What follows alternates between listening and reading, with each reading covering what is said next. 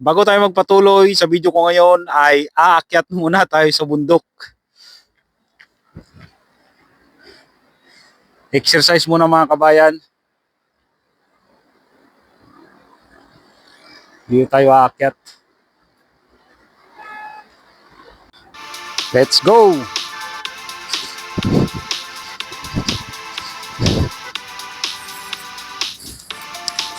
Ganda dito mga kabayan. Lalo naman paggabi.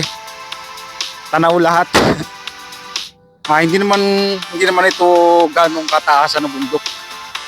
Maliit lang na bundok to dito.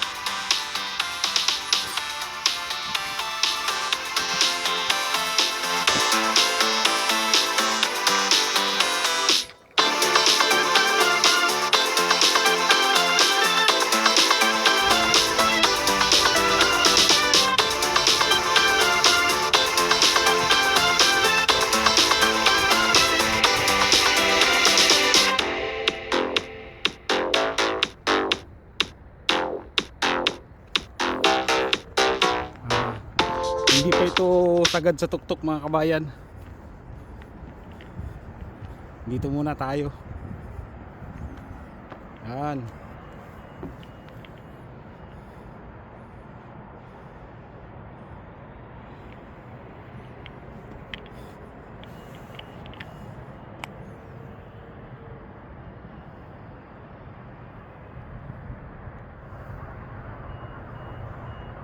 Yan ang baba.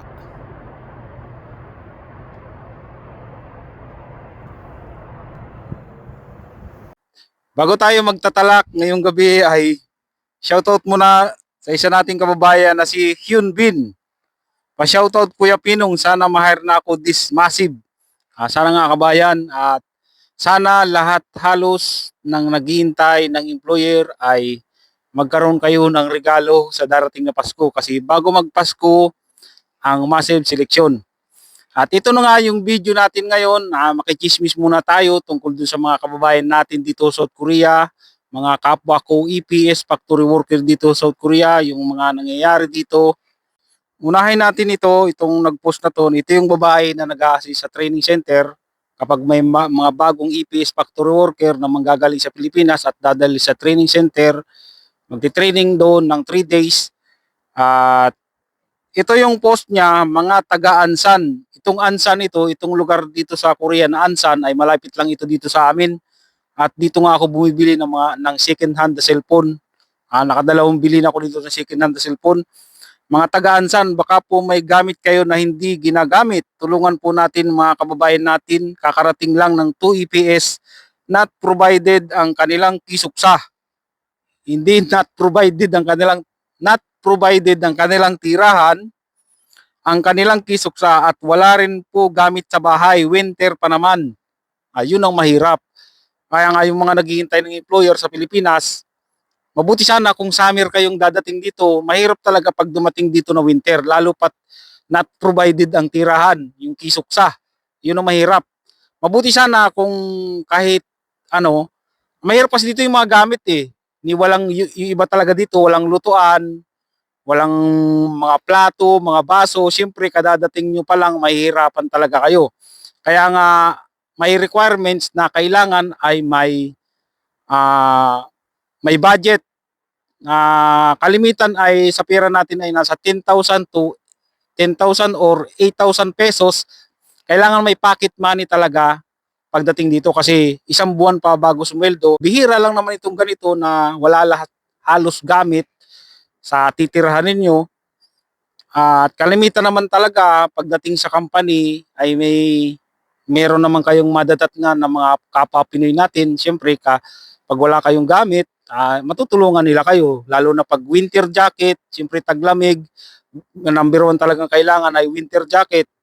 Kapag may kasamahan kayong pagdating nyo sa company at may mga Pinoy, siyempre may bibigyan kayo kahit paano yung hindi nila ginagamit.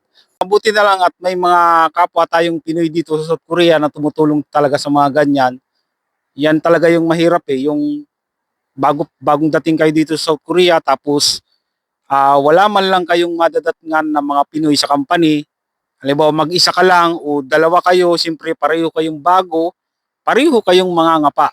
At mabuti na lang talaga kasi may mga tumutulong talaga. Malaki talaga yung tulong ng social media, no. Pag nag-post yan, kahit siyempre yung mga kapwa natin Pinoy dito na may mga gamit na hindi na ginagamit katulad lutuan, winter jacket, yakumot, unan, yan. Kaya yung mga naghihintay ng employer sa Pilipinas ay kailangan na maging handa kayo lalo na pag winter, kung taglamig man kayo pupunta dito sa Pilipinas ay maghanap kayo ng mabibilhan ng pang kaso sa Pilipinas naman kasi walang nabibili ng winter jacket, ano.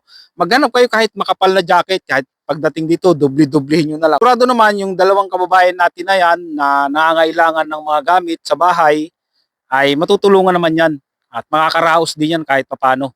Marami naman tayong mga kababayan dito sa South Korea na talagang matulungin. Dito naman sa company namin, nung pagdating ko, kasi hindi naman ako dumating dito ay winter, summer ako dumating dito, July, at pagdating ko nga dito ay marami namang mga Pinoy, yung iba naman talaga ay mababait, may mga, ang natatandaan ko noon na binili ko ng pagdating ko dito ay baso.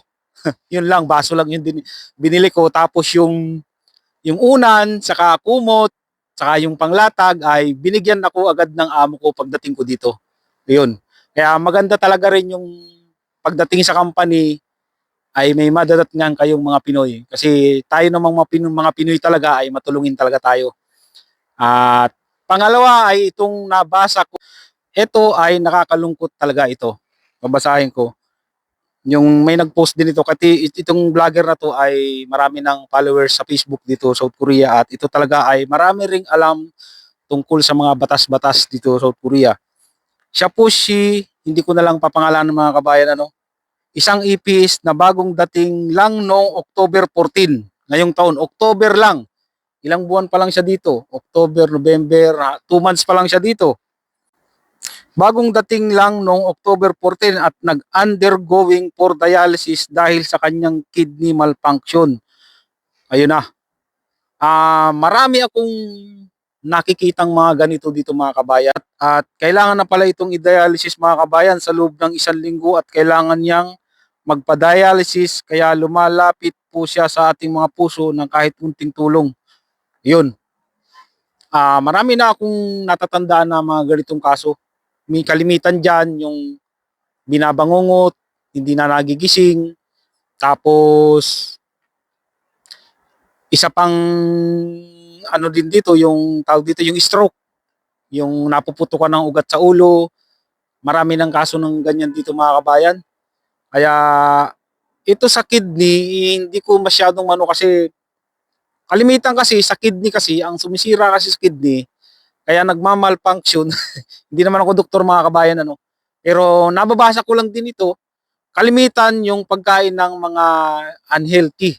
Katulad ng mga dilata, laging noodles, laging mamantika, laging fried chicken, tapos hindi na kumakain ng prutas, ng gulay. Ganun yung parang nahihirapan na yung kidney na magsala ng dumi. Tapos hindi pa halos umiinom ng tubig. Mga kabayan, importante talaga, dapat yung tinatawag na 12 glasses a day. Malaking tulong sa kidney yun para matulungan siyang malinis yung mga kinakain natin. Kasi pag sobrang dami na ng dumi, hindi na kaya ng kidney na linisin yung mga kinakain natin, doon na nagluluko. Kaya ito yung isa sa sanhi ng yung tinatawag nila na bangungot. Sana ay gumaling to si kabayan dahil nakakaawa. Ilang 2 buwan pa lang dito sa South Korea, syempre ito ay malamang may utang pa sa Pilipinas bago umalis. Tingin ko dito kay kabayan, parang bata pa siya eh. Parang wala pa siyang 30 years old eh. Kaya ito yung nagsisilbing babala sa inyo dun sa mga naghihintay ng employer sa Pilipinas, kahit yung mga nandito na sa South Korea, kahit bata ay talagang pwedeng tamaan ng sakit pag hindi nag-ingat. Kaya ang may papayo ko ay iwas lagi sa mga dilata, mga noodles. Pwede namang kumain kahit isang beses sa 1 linggo, wag lang yung araw-araw. Isa pa dyan yung sobrang pagpupuyat. Halimbawa, walang pasok kinabukasan, halos inuman, wala nang tulugan, puro alak na yung laman ng katawan. Yan, yung isa sa nagiging dahilan kaya yung nagmamalfunction ng kidney. Yung sanay na lagi ng laging alauna, alas 2 ng madaling araw natutulog. Kaya napaka-importante talaga mga kabayan ng tulog.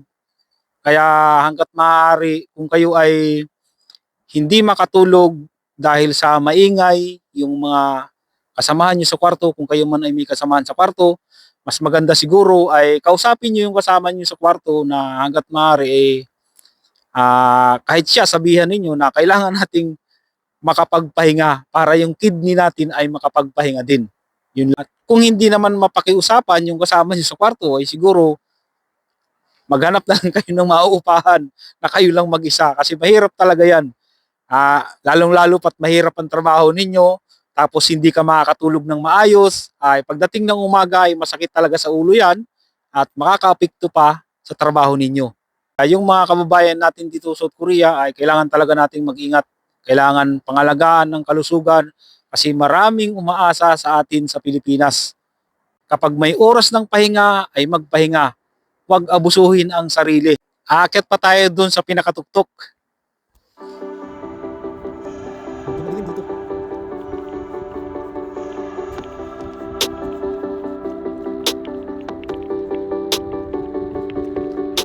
Kabi-kabila ang daan nito mga kabayan, no?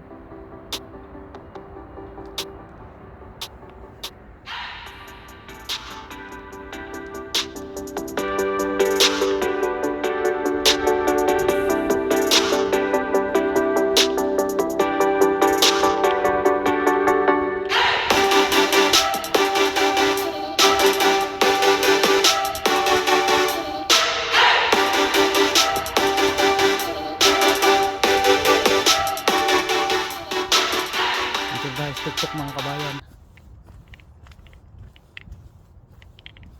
Walang tao ngayon dito. Kumpleto dito mga kabayan, no? Pang exercise. Kalimitan matatanda yung mga pumupunta dito sa tuktok. Ito na yung pinakatuktok mga kabayan. Iba't ibang klase ng exercise equipment ang nandito. Hihingal din ako. Matarik eh.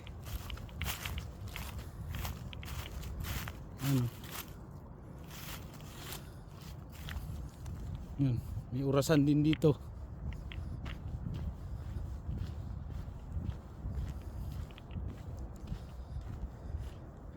Seven o 7 ng hapon. Yan.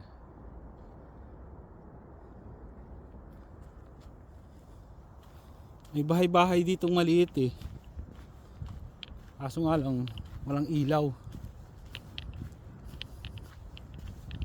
Parang pahingahan.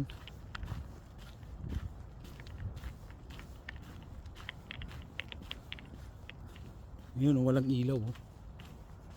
Akyat tayo dun.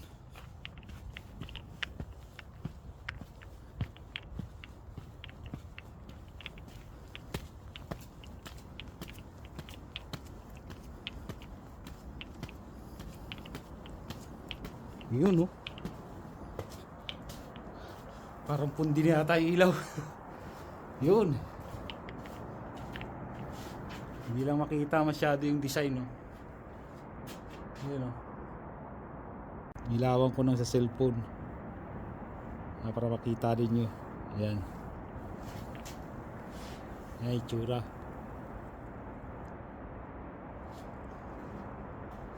Ayan, hindi na nga umiilaw. Ayan, itsura.